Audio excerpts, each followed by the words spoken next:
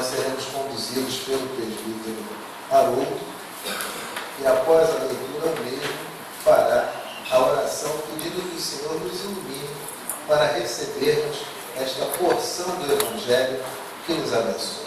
Marcos 12, 38 a 49. Faremos essa leitura de forma responsiva e o último versículo vamos ler todos juntos, em uníssono. Marcos 38, 13, 38, 38 a 44. Ao ensinar, dizia ele: guardai-vos dos escribas que gostam de andar com vestes talares e das saudações nas praças, e das primeiras cadeiras nas sinagogas e dos primeiros lugares dos banquetes, os quais devoram as casas das viúvas e, para justificar, fazem longas orações. Estes sofrerão juízo muito mais severo. Assentado diante do gasofilácio, observava Jesus como o povo lançava um dízimo. Ora, muitos ricos depositavam grandes quantias. Vindo, porém, uma viúva pobre, depositou 2 pequenas moedas, correspondentes a um quadrante.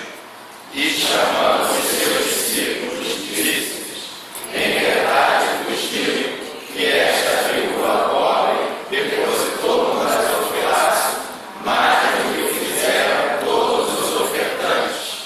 Porque todos eles ofertaram do que lhes sobrava. Ela, porém, da sua pobreza, deu tudo quanto possuía, todo o seu sustento. Pai querido, Pai amado, aqui estamos para te adorar. Este culto que só a ti é devido, Senhor. A palavra foi lida e agora teremos explicações do texto. Pedimos que tu estejas clareando as nossas mentes, que tudo que for falado possa ser de proveito para a nossa vida, não só no ouvir, mas na nossa prática diária, que possamos, com esses ensinamentos, podermos também ensinar a outras pessoas que não conhecem o Evangelho. É o que te pedimos em nome de Cristo Jesus. Amém. Assentai-vos, queridos. Marcos 12, 38 a 44, a palavra do Senhor nos ensina nesta manhã. E ao ensinar, dizia ele: guardai-vos dos escribas, que gostam de andar com vestes talares e das saudações nas praças, e das primeiras cadeiras das sinagogas e dos primeiros lugares dos banquetes. Basicamente é o que nós estamos falando aqui sobre a questão da reta-embarque desse cara. Se guarde desse que gosta da carteirada. Se guarde desse que acha que por aquilo que ele entende que é, que não necessariamente ele o é, se guarde desse que acha que, à luz de possíveis prerrogativas oriundas de conveniências puramente humanas e momentâneas, ele não se acha Deus, ele tem certeza absoluta que é Deus. Se guarde desse tipo de gente, meu amigo. Cola com gente humilde, cola com gente boa. E humilde não é aquele que fala pouco, não. É aquele que na hora da humilhação resiste e fica calado. Porque a gente só aprende a ser humilde quando é humilhado e fica quietinho. Se você é humilhado e fala logo em seguinte, pode até perder a razão.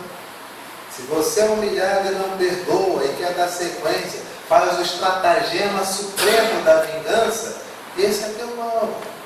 Humilde é aquele que, ao receber uma humilhação, quer seja da vida, quer seja do próximo, o que ele faz? Segue em frente. E trata a todos com toda a honra e com toda a tranquilidade. Somente isto. Nada mais além disso. Mas para aprender a ser humilde, a gente é humilhado e tem que ficar quieto. Ou, aliás, simples, se aprende a ser humilde como? Você já reparou que nós temos escola de liderança, mas não tem escola de servos? Todo mundo quer aprender a mandar.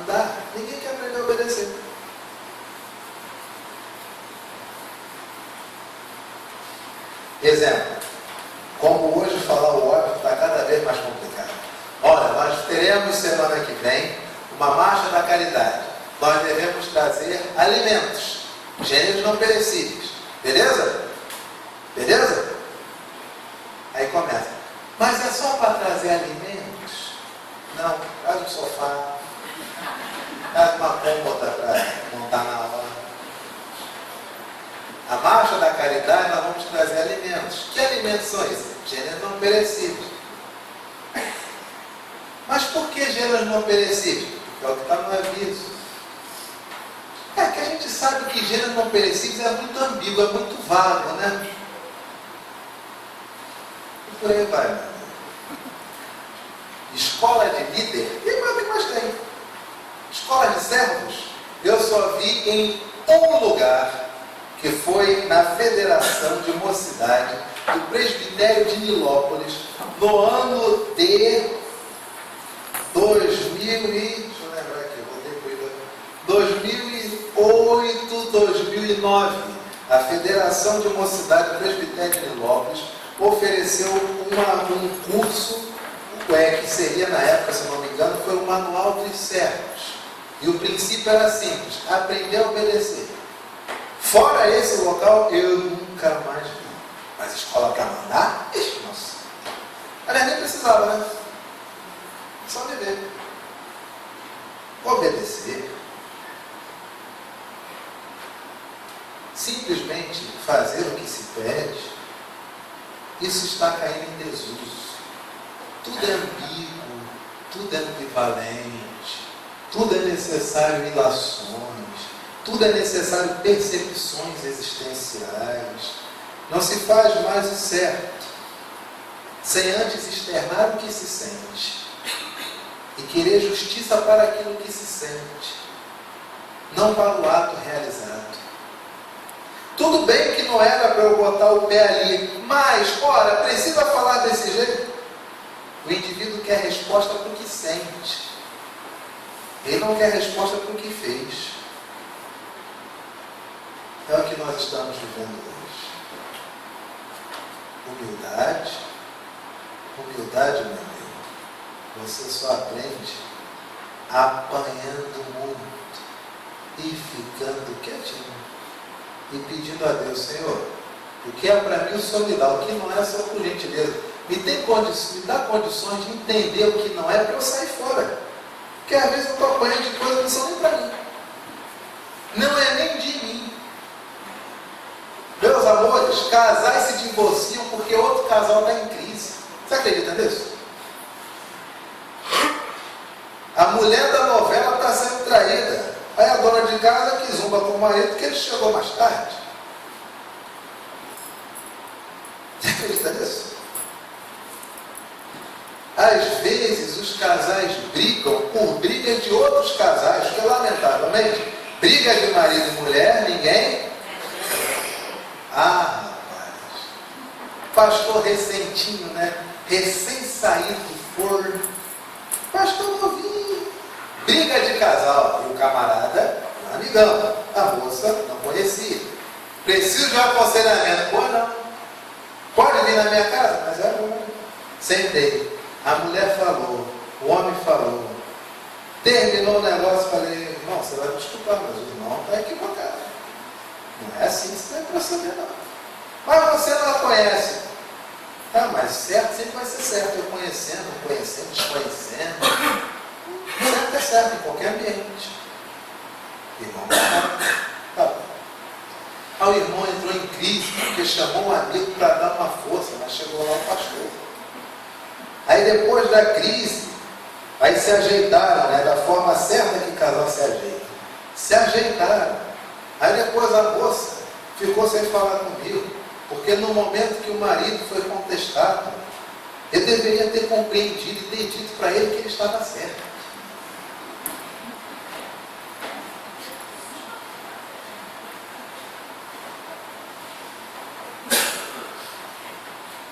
Em briga de marido e mulher, sabe por quê? Porque na hora do quiprocó, chamam o universo para somar. Mas chega o momento da reconciliação. Já entendeu, né? Entendeu? Chega um momento onde as coisas, né, melhoram, onde o universo ganha sentido, onde a vida ganha significado, onde não existe crise no cosmos, onde não existe caos. Chega aquele momento onde o indivíduo se refastela. 5 minutos depois, o que acontece? O casal nem lembra que estava brigado. Vão até no mercado juntos. Verdade ou mentira? Mas vai tudo. Dizer para a amiga, amiga, cuidado, amiga. Sim, vai. Faça isso não, meu filho. Cuidado com os pretensos humildes, que na verdade não são humildes, são apenas quietinhos de boca. Muito cuidado com isso. Cuidado com aqueles que trazem prerrogativas de si, prerrogativas essas que são tão somente o quê? Circunstanciais e momentâneas. Eu não sou pastor da Igreja da Tijuca. Eu estou. Pelos próximos, sei lá, 2, 3 anos. Mas eu não sou. Eu estou. Enquanto estou pastor, todos se achegam vendo o pastor. Um dia posso não estar. Quantos se achegarão? Cuidado, meu filho. Cuidado quando as conveniências fazem com que você convide ou esteja com pessoas as quais, conforme as circunstâncias mudarem a sua vida, essas pessoas não mais estarão contigo. Muito cuidado com isso. Muito cuidado. A palavra do Senhor diz: guardai-vos dos escribas, que gostam de andar com vestes talares e das saudações nas praças. É o indivíduo que quando ele vai andando, ele diz: ué, engraçado, ninguém me reconheceu ainda. Esquisito, né, rapaz? Estou andando bem, ninguém me reconheceu. Ninguém me puxou uma cadeira, esquisito, né? Não está mais como antigamente, nessa aqui já foi mais respeitador. Gostam das primeiras cadeiras nas sinagogas e dos primeiros lugares nos banquetes. Rapaz, esse negócio de primeira cadeira aqui é um negócio sério. Quem tem que seguir o Evangelho, minha gente? Senão a gente toma tombo. Eu tomei um tombo desse aqui em cadeia nacional. Ei, Supremo Concílio 2002. Primeiras cadeiras vagas. Quem senta lá? Está 2002, não, desculpa. Sesc Centenário da IPB 2009. Primeiras cadeiras vazias. As câmeras. Quem é que vai sentar lá? Seu Anderson, né? Pastor auxiliar da primeira igreja presbiteriana do Rio de Janeiro. Evento aqui no Sambódromo, que por conveniência e circunstância deixa de ser palco aí daqueles troços para ser glória a Deus. Então, hoje é bíblico aqui e bora. Tudo vazio e fútil. Não vou sentar de primeira não, vou ser malandro, vou esperar um cara. Sentou um cara, sentou 2, sentou 3, não, eu vou. Já tem outros, né? Tá. Sentei. Que sol, meu amigo, a careca é um espelho. E eu ali, firme e forte. Dali a pouco, eu vejo, o cara chega para mim. Olha direito, eu estou te ouvindo não. Olha lá. É que aqui vai sentar o assessor do governador. Mas é o governador em pessoa ou é o assessor? Que aqui vai sentar o assessor do governador e esse local já estava reservado. Não, porque eu sentei que eu vi os outros sentando. Então, mas os outros sentaram nos locais reservados a eles.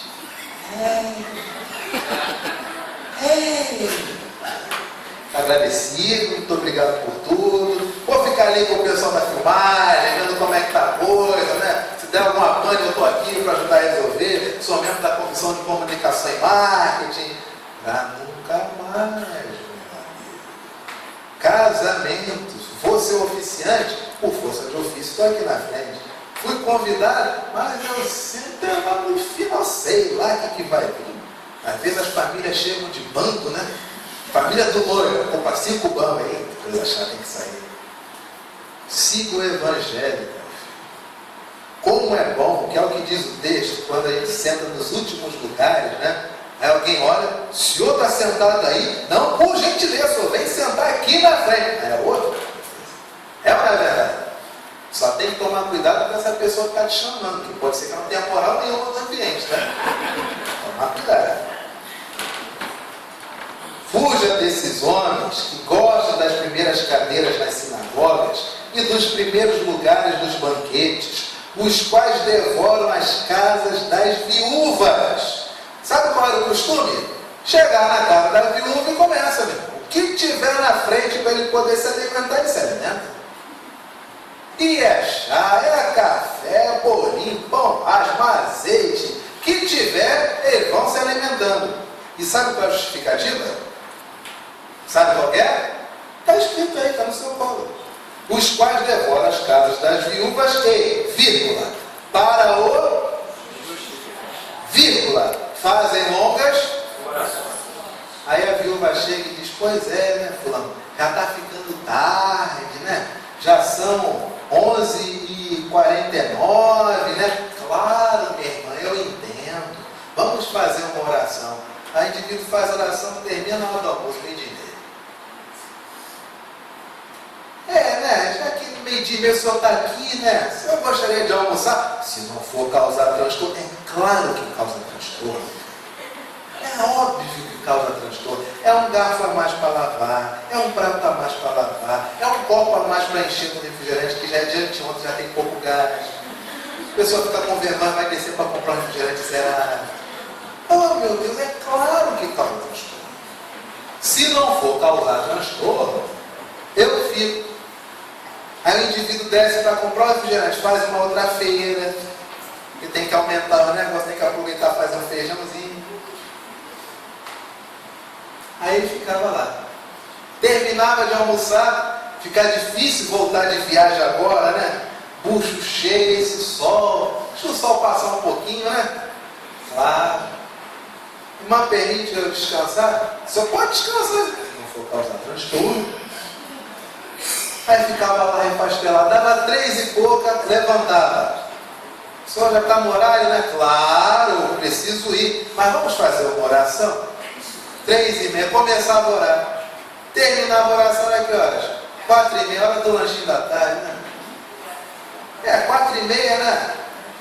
O senhor precisava de um acaso, né? Claro, o senhor ainda está com fome? Não, o lanche sempre cai bem, mas não quero causar transtorno. Não, claro, sempre vai causar transtorno.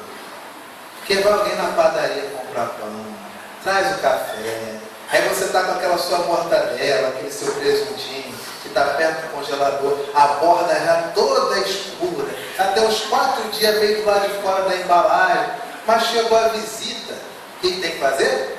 Tem que ir comprar um zerado lá no mercado, para poder botar na mesa para ver que é recentinho. Estava aguardando para fazer um belo de um omelete, mas aí chegou a visita, tem que comprar um novo. Aí o indivíduo comia. Bom, agora o senhor está em paz, né? Paz só vou ter depois de fazer a última oração. Terminar a oração tinha que jantar, né? É claro que você não conhece gente assim. É óbvio. Os quais devoram as casas das viúvas e, para o justificar, fazem longas orações. Estes sofrerão juízo muito mais. Assentado diante do gasofilácio, observava Jesus como o povo lançava ali o dinheiro. Ora, muitos ricos depositavam grandes, vindo, porém, uma, depositou 2, correspondentes a, em termos de hoje, depositou o equivalente a no máximo uma nota de R$2. Em termos de hoje, no máximo, o que seriam R$2. E chamando os seus discípulos, disse-lhes: em verdade vos digo que esta viúva pobre depositou no gasofilácio mais do que o fizeram todos os, porque todos eles ofertaram do que lhes. Já ouviu falar disso? Oferta da sobra? Já ouviu falar? Claro, você já deve ouvir. Oferta da sobra. Conceito bíblico do ofertório, conceito bíblico do dízimo, sempre foi e sempre será a contribuição espontânea de coração. Alguns dizem, mas o dízimo, ele é da lei, e a lei foi abolida em Cristo. Meu Deus, que lamentável a falta de conhecimento das Escrituras. Porque lá em Gênesis, você tem um homem chamado Abraão, e quando olha para Melquisedeque, faz questão de separar o dízimo antes da lei. Mas se não passa na novela da Record, a gente não sabe. Tem que mandar carta. Faça uma novela sobre isso, aí o pessoal vai entender. Não está na novela, não sabe. Aí você tem um homem chamado Jacó, que faz um pacto: se o Senhor me guardar, se der tudo certo, certamente darei ouro. Antes da lei.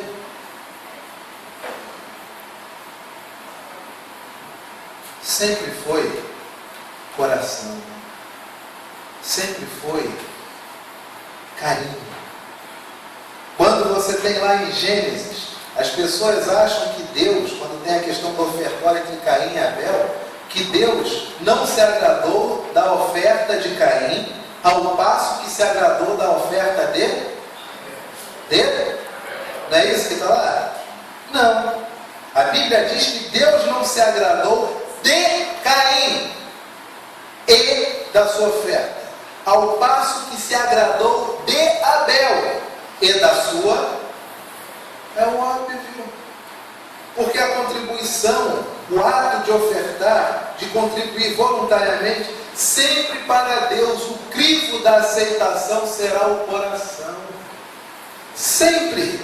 De tal modo que chega o indivíduo, mala, caixa preta, sapato alto, chega, dono disso, dono daquilo outro, faz um cheque, faz um débito. Mas é lamentável que os crentes têm até antipatia, parece que ele não gosta de falar de dinheiro, né? Não gosta. Você vê, nós temos hoje, nossas contribuições são feitas em espécie ou em cheque. Por conta da violência e da comodidade, transferência online passou a ser divina, que é a mesma coisa, né? Mas débito no cartão ainda dá uma certa... Não, parece comércio. Cheque não é comércio. Internet Bank não é comércio. Mas eletrônico é sacanagem. Olha que coisa. Aí o indivíduo, podendo simplesmente dar uma máquina, ele espera o cartão e faz a contribuição da mesma forma, e aí não passa a andar com dinheiro, ele acredita a cédula, que não é tão velha assim, não tem na época do Gênesis, ele acredita a cédula do amor. De tal modo que se não for na cédula, não é de Deus. Se não for no cheque, não é de Deus. O Internet Bank, não, quem lida isso com isso são os outros, eu só deixo. Aí é divino porque são os outros. Está dando para entender? A questão não é se é dinheiro, se é cartão, se é cheque, se é banking, se é com fruta, se é com animais. A questão não é essa. A questão sempre será o coração. Porque se o coração não estiver solícito a contribuir, meu amigo, você pode parar 2 carros fortes, cheios de dinheiro. Este dinheiro será a ruína de quem deu. Sempre o será. Está nas Escrituras. Porque todos eles ofertaram do que lhes sobrava. Ela, porém, da sua pobreza, deu tudo quanto possuía, todo o seu sustento. Esta mulher sentou e ela percebeu que era necessário ofertar e contribuir. E ela deu, e o critério que Jesus utiliza não é o valor, mas a intenção do coração. E aí você encontra crentes que têm a seguinte dúvida espiritual: eu devo dar o dízimo do bruto ou do líquido?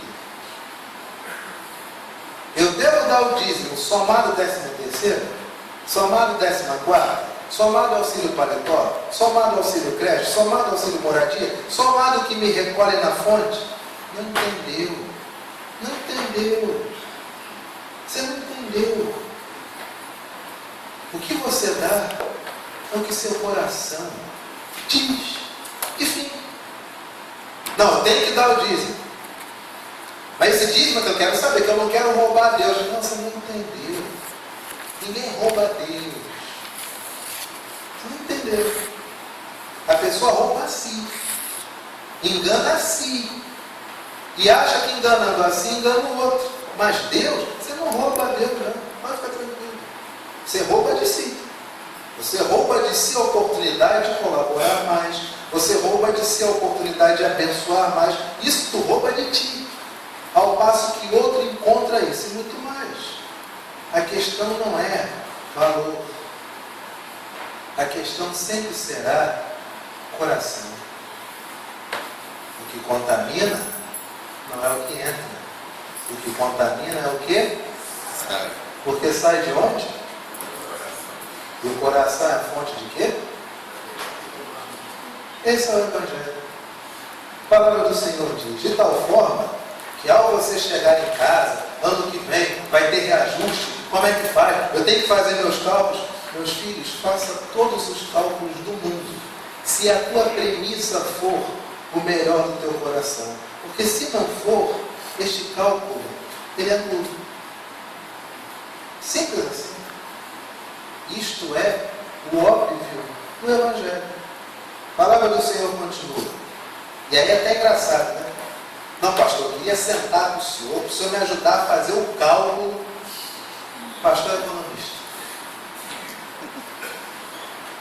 Pastor é matemático. O cálculo, porque eu não quero me sentir enganando, roubando a Deus. Ah, mas não entendeu nada das Escrituras. É o contrário. É o contrário. Ninguém nem sabe quanto que eu colaboro.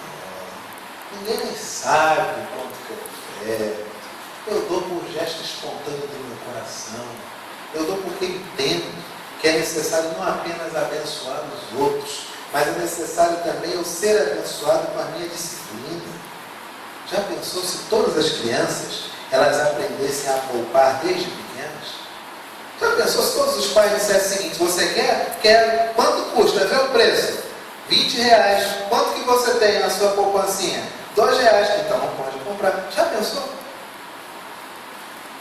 Mas ficam essa geração fraca que tudo quer e nada pode. Fica essa geração fraca, que precisa de bolsa para tudo, ao invés de trabalhar, fazer uma faxina, lavar um carro e comprar as coisas. Fraqueza, falta de raiz em si mesmo. A palavra do Senhor continua. Porque todos eles ofertaram do que lhes sobrava. Ela, porém, da sua pobreza, deu tudo quanto possuía, todo o seu sustento. Ser viúva naquela época não tinha aposentadoria, não tinha INSS, não tinha nada. A palavra do Senhor fala acerca das viúvas. Abra sua Bíblia. Tiago, capítulo 1, versos de 26 a 27. Tiago, capítulo 1, verso 26 a 27, que foi o nosso tema de hoje na classe de novos membros. Tiago 1, 26 e 27.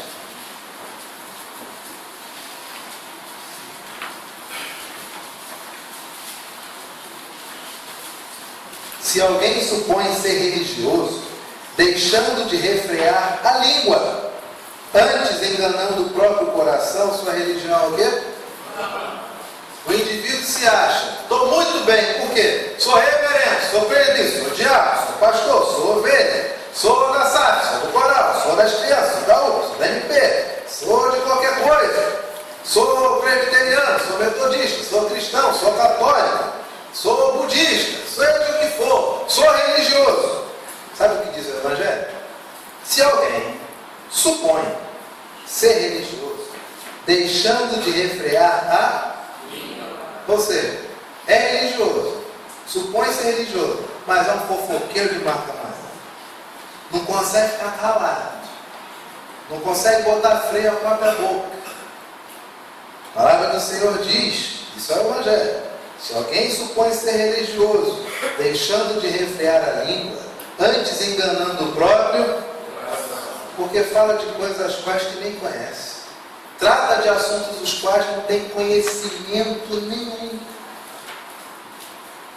Antes, enganando o próprio coração, sua religião é? Era o quê? Vã. Você é reverendo. Você tem bola aquele carro. Bota toda. Faz e acontece. Mas é fofoqueiro? Ih, rapaz. Não dá. No Evangelho, tudo está sendo nulo, vazio, sem condições. Você é o quê? Tenho mais de 853 anos de vida. E como é que está a vida? A minha vai bem, mas quero colocar como motivo de oração fulano que traiu a mulher. Vamos, licença. Mas aí o que eu faço? Ótimo. A religião pura e sem maldade para com o nosso Deus e Pai é esta: visitar os órfãos e as viúvas nas suas. Deu para entender? Vocês não entenderam não. Sabe o que diz o texto? A religião que é tida como pura e sem maldade para com o nosso Deus e Pai é esta: fazer o que com os órfãos e as viúvas? Fazer o quê? Não é chamar para morar junto, não. Não é fazer puxadinho dentro de casa e botar para morar, não. Você faz se quiser. Mas o problema é que o cristão, ao ler isso aqui, acha que o certo é isso. E aí sabe o que ele acontece? Ele não faz nenhum nem outro. Visitar. Visitar. O órfão e a... Onde que tem órfão? Lá, Luz e Amor, em Bom Sucesso. O que eu faço? Eu visito. Ponto. Eu não vou lá para chorar minhas mágoas, porque afinal de contas, que país injusto é esse? Que as crianças ficam aqui. Não, eu vou visitar. Eu não vou lá fazer uma ódio a como o sistema público não funciona. Não, eu só vou visitar. Eu não vou lá querendo fazer o seguinte: olha, eu agora, para mim, um pacto é religioso, é sagrado. Toda terça-feira, 2h eu vou vir ajudar as crianças a escovar os dentes. Não! Sabe por quê? Porque é religioso para você. Mas o Evangelho diz que é para visitar órfão e viúva nas suas... Oh, meu Deus! Como é que você está, órfão? Você está bem? Estou bem. Está legal mesmo? Está legal. Obrigado. Vou lá hoje? Não. Porque está bem. Como é que você está, meu filho? Ih, estou mal. Tem que eu dar um pulinho aí? Se puder, estou lá. Porque está tribulado. Mas nós temos uma dificuldade de entender um texto desse. Aí, porque nós achamos que não podemos fazer mais, a gente não faz nada. Não visita uma instituição de abrigo a crianças. Não visita uma instituição que lida com mulheres em estado de viuvez. Não abençoa uma viúva fazendo uma visita no momento de tribulação. Ao passo de que também, é óbvio, né? Só pode visitar se a pessoa disser que está atribulada, né? A palavra do Senhor diz: a única religião, ou a religião pura e sem mácula, para com o nosso Deus e Pai é essa: visitar os órfãos e as viúvas nas suas, e a si mesmo guardar-se. Você visita órfãos e viúvas nos momentos onde eles estão atribulados, que não tem nada a ver com a tua agenda de caridade. A agenda de caridade é uma coisa, evangelho é outra coisa. Você faz isso, benção, e você consegue guardar-se incontaminado das influências do mundo diante dos valores do evangelho? Consigo. Meu irmão, meu Deus do céu, acaba o culto agora, a gente ora e vai viver feliz da vida. Porque você atingiu a essência da religiosidade pura e sem maldade à luz do Evangelho. Fora isso, é religião humana. É enganar a si mesmo. E fazer dos ambientes que vai tão somente um fofocal. É incoerência. A palavra do Senhor ainda fala acerca das viúvas. Abra sua Bíblia. 1 Timóteo, primeiro livro de Timóteo, capítulo 5.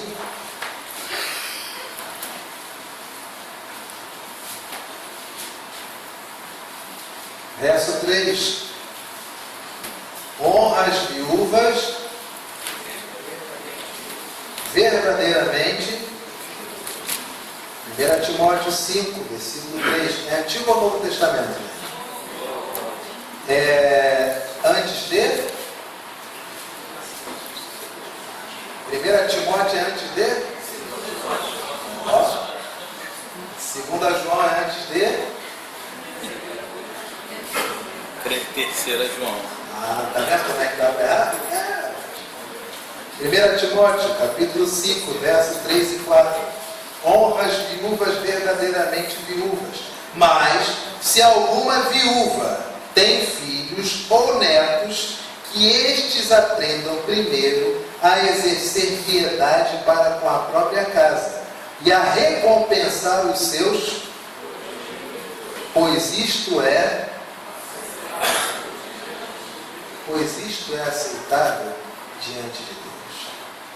Olha o que diz a palavra. Sabe uma coisa que eu penso muito, queridos, para a gente encerrar? E até quero confessar o que para mim às vezes é um pecado. Penso muito no futuro. Já pensei muito mais. Pensava tanto no futuro que esqueci de viver o presente. Pensava tanto no futuro, mas não era o futuro que eu estava vendo, era o futuro que botava na minha cabeça. Mas conforme a vida vai ganhando assento, você começa a projetar, a visualizar algumas coisas. Eu penso, ainda hoje eu penso muito no futuro, de maneira muito mais sadia do que a neurose antigamente. E uma das coisas que eu penso acerca de futuro é o fim da minha vida. Fico pensando, meu Deus, será que eu vou virar aqueles pastorzinhos jubilados que, poxa vida, são ranzinza, meu Deus, será que eu vou virar? Pastor jubilado ranzinza? Será que eu vou virar aquele pastor jubilado que quer ter a mesma sala que trabalhou na igreja 50 anos, mesmo já jubilado? Será que eu vou virar? Eu penso muito sobre o futuro, porque a maioria dos meus amigos, meus grandes amigos, são muito mais velhos do que eu. Então, quando eu chegar à minha velhice, os meus grandes amigos, eu não terei nenhum. Terei novos amigos, serão novos novinhos. Mas os dinossauros já terão se distintos.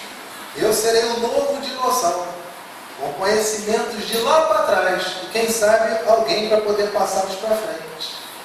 Escola velha, escola clássica de pastores do Presbitério do Rio, década de 30, 40, 50, 60, 70, que lamentavelmente começa a encontrar seu declínio no início do século XXI e vai cada vez declinando mais, mas foi uma escola clássica.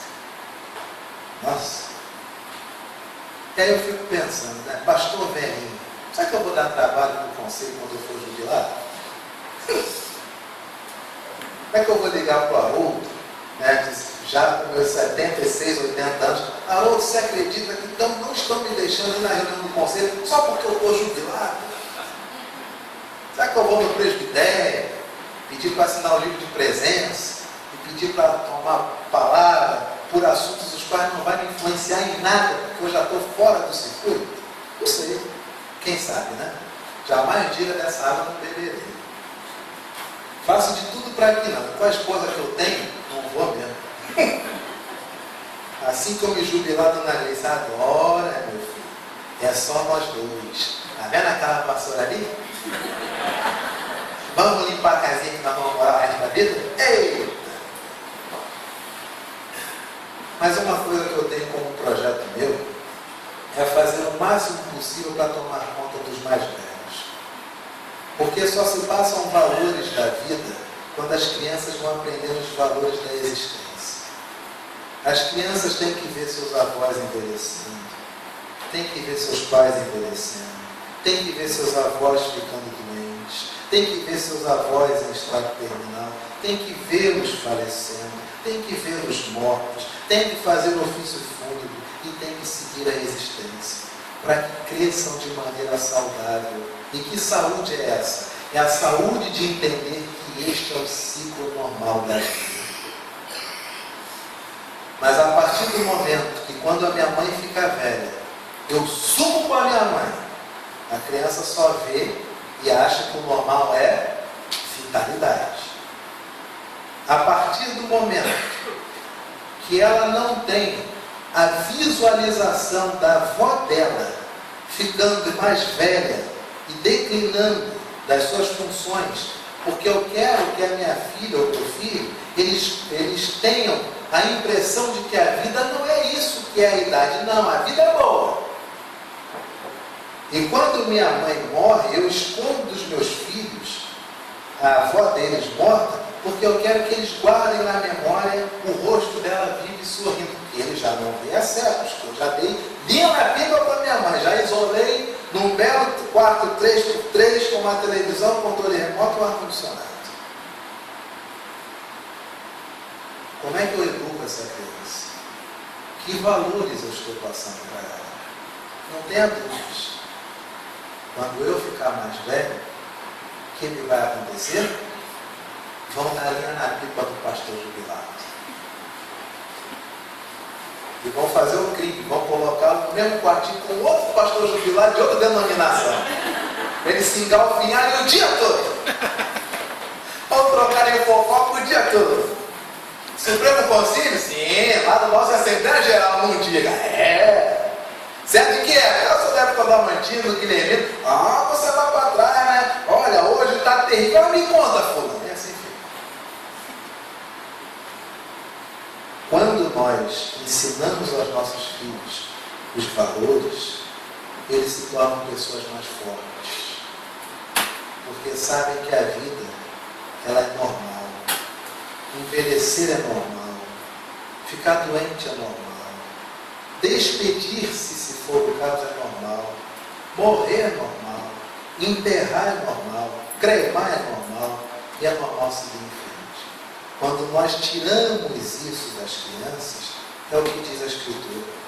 Mas se alguma viúva tem filhos ou netos, que estes aprendam primeiro a exercer piedade para com a própria casa e a recompensar os seus. Faça coisas suficientes para que tu sejas recompensado. Mas sejas recompensado porque fez o certo, não porque era o conveniente. Que tu sejas recompensado porque teu filho lhe dirá: minha mãe era uma mulher de fibra, fazia chuva ou fazia sol, ela me levava nem que fosse a força. E hoje esse filho há de recompensar-te.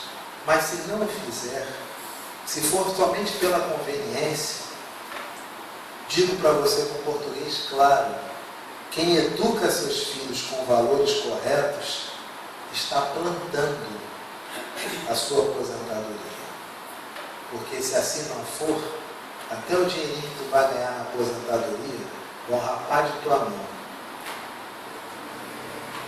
Mais claro do que isso, só se começar a contar causa. Sabe o que nos ensina a palavra do Senhor nesse dia de hoje? Não coloque dentro de sua casa pessoas que não são humildes. Não ande com pessoas que são arrogantes e soberbas.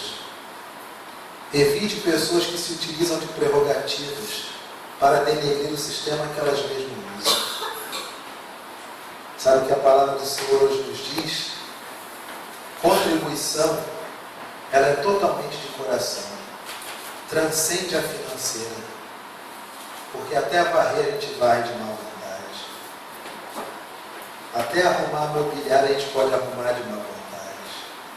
Mas tudo é do coração. Se não for do coração, não o faça. Porque diante dos homens é vão. Diante de Deus, Ele não aceita você e a sua contribuição. E no que tange os órfãos e viúvas, visite nas tribulações. E a você mesmo, guarde-se incontaminado diante dos valores desse mundo, mantenha-se incontaminado à luz dos valores do Evangelho. Somente faça isso. E você vai ver o quanto que a vida, ela muda. A mente clareia. E a suavidade de estar vivendo com Jesus e vendo Jesus formar raiz em ti é muito maior do que qualquer coisa. Coloquemos-nos de pé, vamos orar?